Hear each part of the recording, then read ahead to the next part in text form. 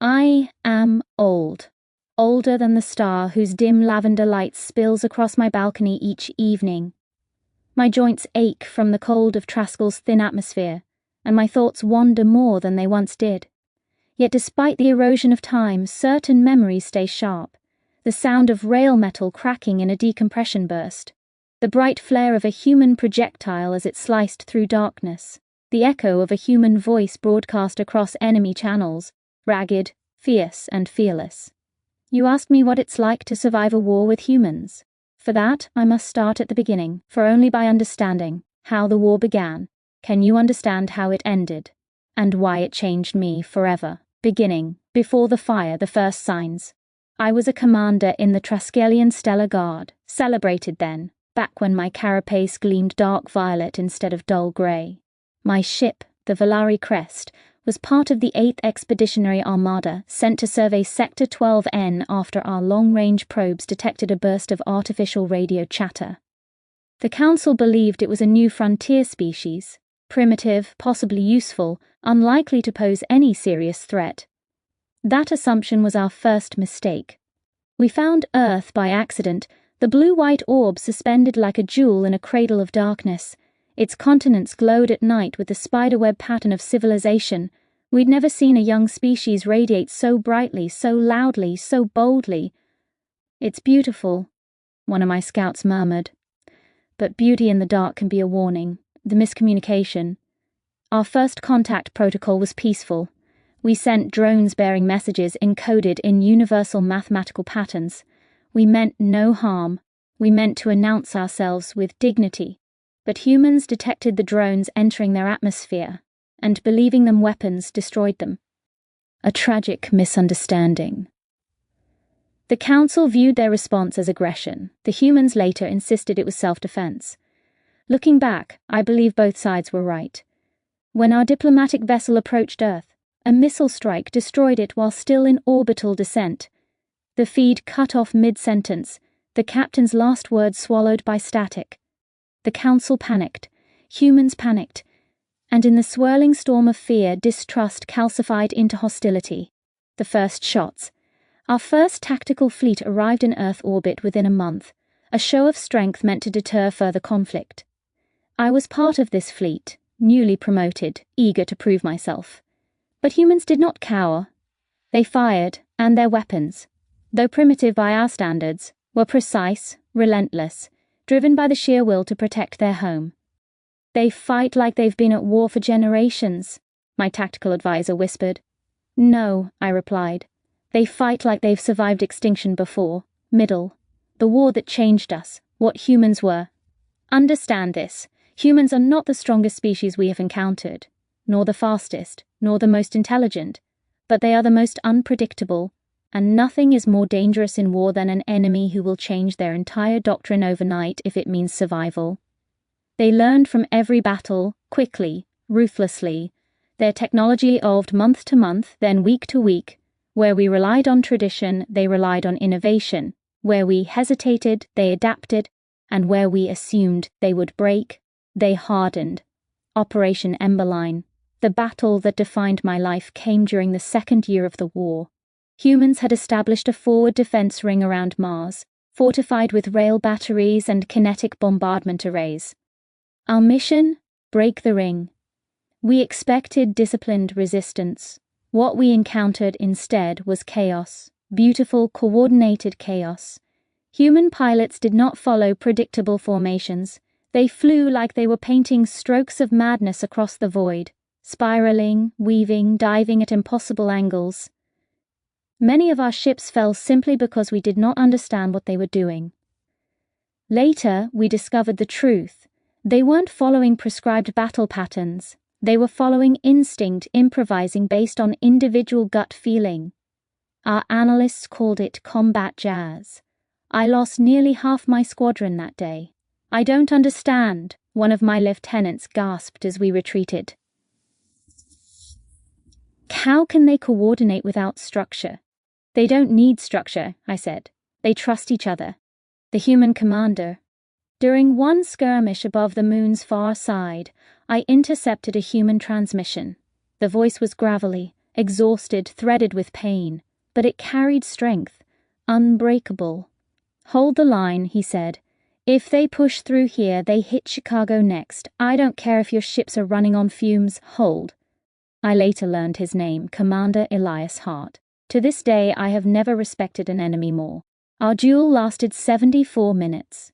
74 minutes of maneuvering, firing, countering, predicting, and improvising. He was everything the humans were distilled into one person. Brutal strategy paired with desperate improvisation. Near the end, his ship broke apart around him. He ejected in a fragile escape pod, drifting helplessly among the debris. I could have shot him. Protocol demanded that I should, but I didn't.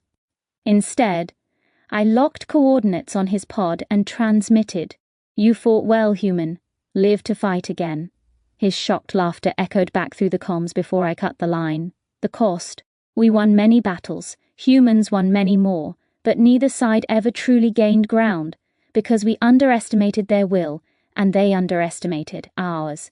Entire cities burned on their world. Entire colonies fell on ours. The air of Traskell Station grew thick with the smell of mourning rituals. Human news feeds turned every home into a vigil. There were moments, too many, when I wondered if either species deserved to win. The war shifted on the day of burning tides. Humans detonated a massive electromagnetic device in the oceans of Earth, creating a planetary shield of ionized particles. It fried half our fleet. We thought it impossible, irrational, self-destructive. "What kind of species weaponizes their own oceans?" one of my officers asked in disbelief. "A desperate one," I replied. "A brave one, but even then, our council wanted escalation, wanted to scorch Earth until no life remained. I refused, openly, publicly. I told the council they were acting without honor. And for the first time in my life, I was dismissed from active command. I watched from the sidelines as a war I had fought so fiercely spiraled out of control. I feared the worst, that the council would choose annihilation. But something unexpected happened. Humans contacted us, not with threats, not with weapons, but with a message, a voice I recognized. "Commander of the Volari Crest," said Elias Hart. "We learned from you. We watched you choose mercy when you didn't have to. We're offering a ceasefire. Meet us." I had saved him, and in return, he saved us all, ending what survival means. The meeting, our ceasefire meeting, took place on an asteroid outpost suspended between our systems. I went as a representative of my people. Hart went as a representative of his. Seeing him in person was strange. He was smaller than I imagined. Fragile looking. His body bore scars, linear burns, puckered flesh around one eye, a stiff way of moving that suggested reconstructed bones. But his gaze was steady. "You could have killed me," he said simply. "You could have killed me many times," I replied. He smiled. A human expression I have come to understand as both peace and sadness. The truth we learned, the negotiations, took weeks. Not because we disagreed, but because both our species were afraid. "I don't want humans to become what we fought against," Hart admitted one night, long after the others had left the chamber. "If we keep pushing, we'll lose ourselves." I nodded. "We thought we were superior to you. But in war, superiority means nothing. Persistence decides the victor." He chuckled at that. "And humans are stubborn, more than you know." By the end, we crafted a peace treaty that survives to this day, a treaty built not on trust, but on mutual exhaustion, shared respect, and the knowledge that both species came too close to destroying themselves. The legacy: now, decades later, I teach young cadets. Most of them assume the war was a glorious era of heroism and tactical brilliance. They ask me for stories. They want tales of epic battles and daring maneuvers. I give them what they need, not what they want. I tell them, war is never glorious. War is never clean. But war shows you who your enemy truly is, and who you are in return. They ask me what humans are like. I tell them the truth. Humans are terrifying, brilliant, reckless, compassionate. They will surprise you, they will adapt, they will endure, but above all they will fight for the things they love. They ask me if I regret sparing Elias Hart. I tell them, no, because in saving him I saved myself. What it means to survive a war with humans. To survive a war with humans is not merely to live. It is to be changed. To understand resilience so fierce it borders on madness.